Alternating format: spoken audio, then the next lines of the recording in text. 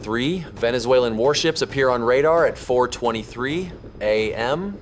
They're moving fast, 28 knots. The U.S. destroyer sits alone in the dark Caribbean waters, 73 miles from the Venezuelan coast. The distance between them shrinks every second. 68 miles, 65 miles, 62 miles. The radar operator watches his screen. 3 contacts forming a triangle. They're positioning themselves with military precision. North, east, south. This isn't a random patrol, this is an attack formation. The crew has 12 minutes until contact. They don't know what's about to happen, but the Venezuelan commanders have already made their decision. They're hunting. The USS Arleigh Burke cuts through the Caribbean Sea. The water is calm, the sky is dark. Stars scatter across the horizon. This destroyer displaces 9,000 tons of steel and advanced electronics. The hull stretches 505 feet from bow to stern. 320 sailors operate the ship around the clock. This vessel cost $1.8 billion to build. The price tag includes the most sophisticated combat system ever installed on a warship. Radar arrays cover the superstructure, missile cells line the deck, electronic warfare systems monitor every frequency. This ship was designed for one purpose: survive anything the enemy throws at it. Right now, the destroyer is conducting a freedom of navigation patrol. These missions send a clear message. International waters belong to everyone. No country can block them, no navy can claim them. The radar operator's screen lights up with new contacts. 3 ships moving from the south. The computer identifies them as Venezuelan Navy frigates. Each vessel stretches 300 feet long, each carries 200 crew members, each mounts serious firepower. These aren't patrol boats. These are combat vessels built to sink other ships. The Venezuelan Navy purchased these frigates from Italy decades ago. They've been modified and upgraded over the years. Each ship now carries 8 Otomat anti-ship missiles. These weapons were designed to kill destroyers exactly like the Arleigh Burke. The Otomat missile flies at Mach 0.9, that's 690 miles per hour. The warhead weighs 460 pounds. At impact, it punches through reinforced steel and detonates inside the target. The explosion tears through bulkheads and ignites fuel lines. Ships don't just get damaged, they break apart. The missile's range extends to 112 miles. The frigates can fire from beyond visual range and still score hits. Their targeting radar is good enough to track a destroyer through darkness and bad weather. Right now, those 3 frigates are moving into position. The northern ship holds bearing 015. The eastern vessel maintains bearing 120. The southern frigate sits at bearing 240. They're creating an engagement envelope that covers every escape route. The destroyer's combat information center tracks the movement. Sailors sit at glowing consoles. Radar screens pulse with green light. The tactical display shows 3 red triangles tightening their formation. Distance markers count down with each sweep. 58 miles, 55 miles, 52 miles. The tactical action officer studies the pattern. This isn't normal. Friendly ships don't approach like this. They maintain safe distances, they communicate their intentions, they respond to radio calls. These ships are doing none of that. The weapons officer checks his status board. Every system shows green. The vertical launch cells are loaded and ready. The fire control computer is online. The defensive systems are active, but he knows the numbers. 3 frigates carry 24 anti-ship missiles combined. If they all fire at once, that's a serious problem. Can one destroyer stop 24 incoming missiles? The Venezuelan ships begin active radar scanning. Their fire control systems paint the destroyer with electromagnetic energy. The threat warning receivers scream. Alarms echo through the combat information center. Every sailor knows what that sound means. Weapons lock. But here's what nobody's asking. Why would Venezuela risk 3 frigates against a U.S. destroyer? What do their commanders know? What's their plan? Do they have intelligence suggesting the destroyer is vulnerable? The distance closes. 48 miles, 45 miles. The frigates maintain their triangle formation. They're not slowing down, they're not turning away, they're committed. At 4:47 a.m., the northern frigate launches. 2 bright flashes light up the darkness. Vapor trails arc into the sky. The solid rocket boosters ignite and push the missiles to speed. Otomat anti-ship missiles are now flying toward the destroyer. The SPY-1D radar locks onto both contacts instantly. The computer calculates trajectory, speed, and impact point. Flight time to target, 8 minutes, 14 seconds. The display shows 2 red lines streaking across the tactical map. The eastern frigate fires next. Another 2 missiles climb away from the deck, white smoke billows behind them. They level off at 15 feet above the waves. This is sea skimming mode. The missiles fly low to avoid radar detection until the final seconds. Then the southern vessel launches. 2 more missiles join the attack. 6 weapons are now racing toward the destroyer at 550 miles per hour. Each one carries enough explosive power to cripple the ship. The Combat Information Center transforms into controlled chaos. The tactical action officer calls out each contact. His voice stays calm but urgent. Fire control solutions populate across every screen. Green targeting brackets lock onto red threat markers. The weapons officer has exactly 12 seconds to make his decision. Does he engage all targets equally? Does he prioritize by range? Does he focus on the closest threats first? He selects Engagement Protocol Alpha. This is the standard response to multiple anti-ship missiles. Engage everything, kill every threat, leave nothing to chance. The vertical launch system activates. Hydraulic systems pressurize. Cell doors along the forward deck blow open with explosive charges. The noise reverberates through the hull. Sailors feel the vibration in their bones. RIM 162 evolved Sea Sparrow missiles erupt from their cells, one after another. White smoke engulfs the forward deck. The roar is deafening even through reinforced steel bulkheads.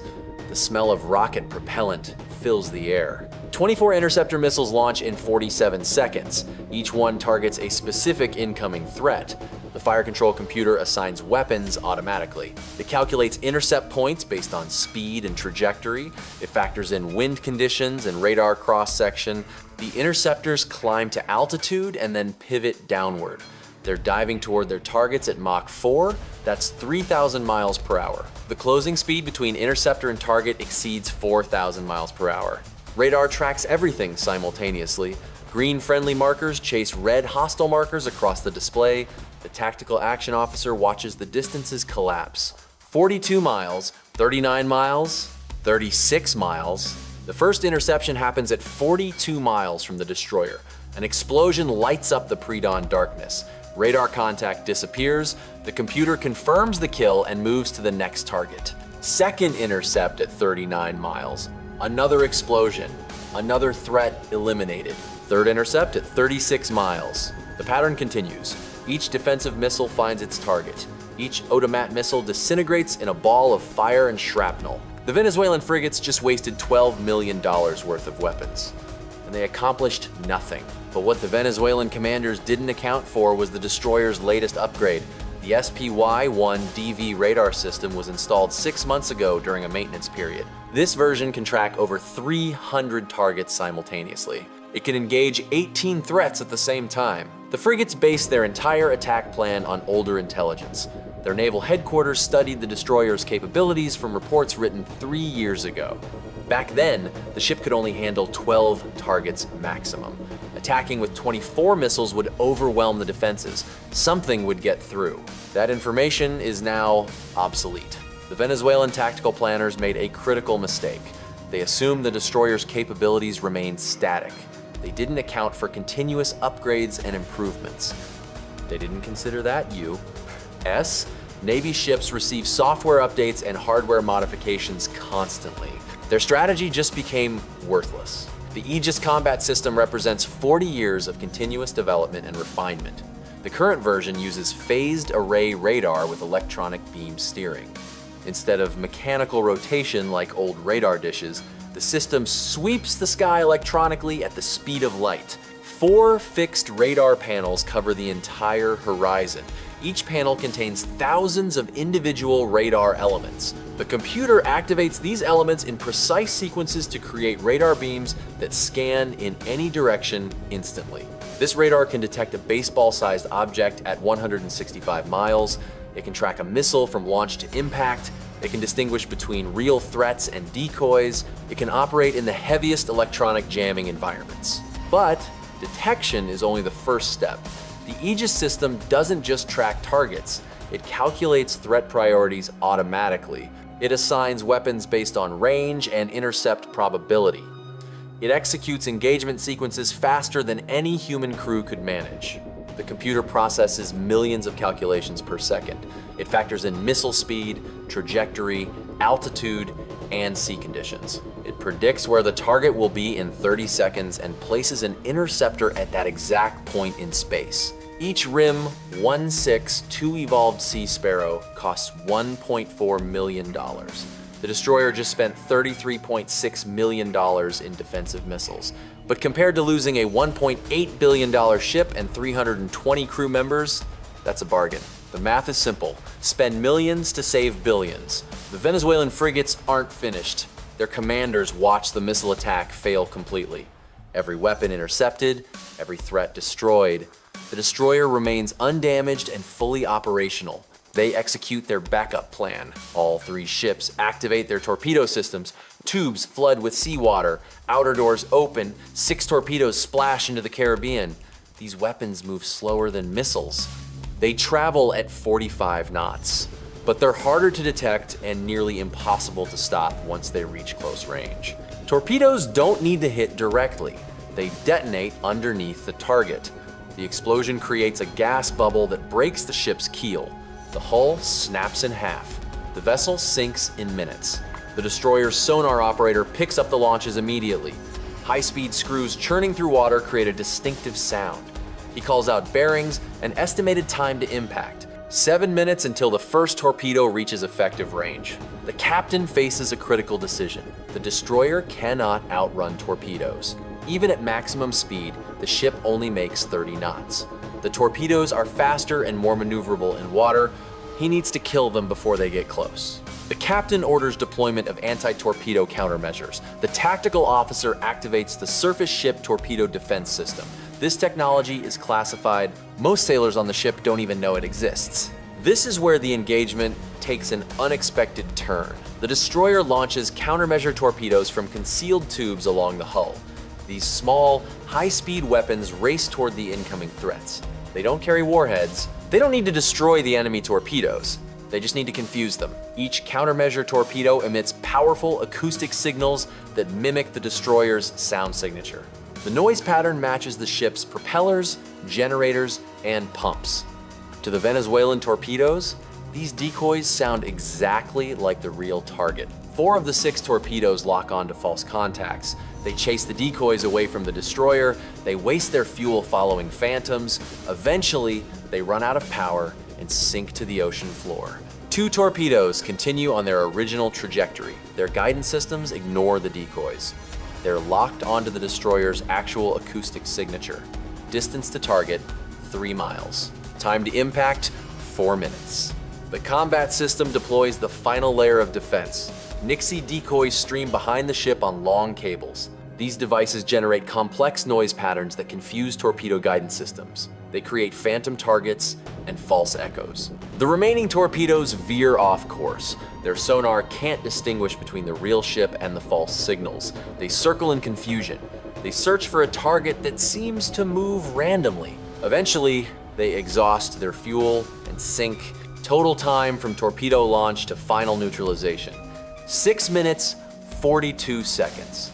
0 hits on the destroyer, 0 damage, 0 casualties. The destroyer's vertical launch system still contains 72 missiles. The fire control computer maintains targeting solutions on all 3 Venezuelan frigates. The weapons are armed and ready. The crew stands by for the order to fire. The captain's finger hovers over the engagement authorization button. One press launches a counterattack that would sink all 3 frigates in minutes. He waits for confirmation from Fleet Command. Then something unexpected happens. The 3 Venezuelan frigates execute emergency turns. They break formation and retreat south at maximum speed. Their radar systems go silent, their fire control locks disappear. They're running at 32 knots. Every engine pushed to redline. They're fleeing. The engagement ends without the destroyer firing a single offensive shot. Every incoming missile was destroyed. Every torpedo was decoyed away. The ship suffered 0 damage. The crew suffered 0 injuries. The Venezuelan Navy just learned an expensive lesson about modern naval warfare. The frigates returned to port 12 hours later. Satellite imagery shows them entering harbor with visible damage to their launch systems. Intelligence reports indicate immediate meetings between ship commanders and senior naval leadership. The operation was supposed to demonstrate Venezuelan naval power. Instead, it exposed critical weaknesses. The attack plan assumed numerical superiority would work. Launch enough missiles, and something gets through. That strategy works against older ships with limited defensive systems. Against an Aegis destroyer, it's suicide. The U.S. destroyer continues its patrol route. The crew secures from general quarters, normal operations resume, maintenance teams inspect the vertical launch cells and prepare them for reloading. The countermeasure systems get recharged and tested. The ship is ready for another engagement within 3 hours. Naval analysts later calculate the engagement statistics. The destroyer achieved a 100% intercept rate on aerial threats, 6 missiles launched, 6 missiles destroyed. The anti-torpedo countermeasures performed exactly as designed. 6 torpedoes launched, 0 hits scored. The crew executed their training perfectly under real combat stress. Every decision was correct. Every system performed as expected. This engagement becomes a textbook example of modern naval defense. The political fallout spreads quickly. The Venezuelan government issues a statement claiming the ships were conducting routine exercises. U.S. Officials release complete radar data showing the attack profile, weapons launches, and engagement sequence. The evidence is undeniable. International maritime organizations condemn the aggression. Allied nations express support for freedom of navigation operations. Regional tensions increase, but no further military action occurs. The message is clear. Attacking U.S. warships has consequences. For the destroyer's crew, this engagement becomes legendary. They survived a coordinated attack by 3 enemy warships. They defended their ship without casualties. Stories from this morning will be told in training classes for years. The captain files his after-action report with Fleet Command. The document runs 47 pages. It includes detailed timelines, radar tracks, engagement sequences, and weapons performance data. He notes that while the systems performed flawlessly, crew reaction time could improve by 8 seconds with additional drills. Future sailors will study this engagement. They'll analyze the radar tracks frame by frame. They'll memorize the decision-making process. They'll learn why each defensive layer matters. Real combat data feeds back into training programs and equipment development. The destroyer visits Allied ports during the rest of its deployment. Crews from other navies tour the ship and ask questions about the engagement. The story spreads through naval communities worldwide. The Aegis system's reputation grows stronger. 3 months later, satellite imagery shows the Venezuelan frigates undergoing major modifications. Their missile systems are being replaced. Their radar equipment is being upgraded. They're learning from their failure. But so is the U.S. Navy. Weapons developers analyze every data point from the engagement. They identify areas for improvement in the defensive algorithms. They develop new countermeasure protocols. They refine the engagement sequences. Technology advances through real-world testing. The destroyer's Aegis system receives a software update during its next maintenance period. The new version improves threat classification accuracy by 15%. It reduces engagement decision time by 3 seconds. These incremental improvements accumulate over deployments. They create overwhelming advantages in future combat. The crew rotates home after 6 months at sea. Fresh sailors arrive with updated training based on this engagement. The ship undergoes maintenance. New weapons get loaded, new systems get installed. The cycle continues. The Venezuelan frigates never attempt another engagement with U.S. warships. Their commanders understand the capability gap. The regional balance of power remains stable. Freedom of navigation patrols continue without interference, but the lesson resonates throughout naval commands worldwide. Modern destroyers equipped with Aegis systems are nearly untouchable by conventional weapons. Defeating them requires either overwhelming numbers that exceed magazine capacity or advanced weapons that can penetrate layered defenses. Neither option is easy or cheap. The frigates expended $20 million in missiles and torpedoes. They accomplished nothing except proving their own vulnerability. That's an expensive way to learn about modern naval technology. The destroyer's price tag suddenly makes sense. That $1.8 billion buys more than steel and electronics. It buys maritime dominance. It buys the ability to operate anywhere without fear of conventional threats. It buys peace through overwhelming defensive power. Allied nations request briefings about Aegis technology transfer programs. Regional powers reconsider their naval expansion plans. The global maritime balance adjusts based on this demonstration of capability. The ocean remains calm. The destroyer maintains its patrol schedule. Radar screens sweep continuously. The crew stays alert. They know that peace at sea depends on credible defensive power and the willingness to use it. Subscribe to see what happens when cutting-edge military technology meets real combat scenarios.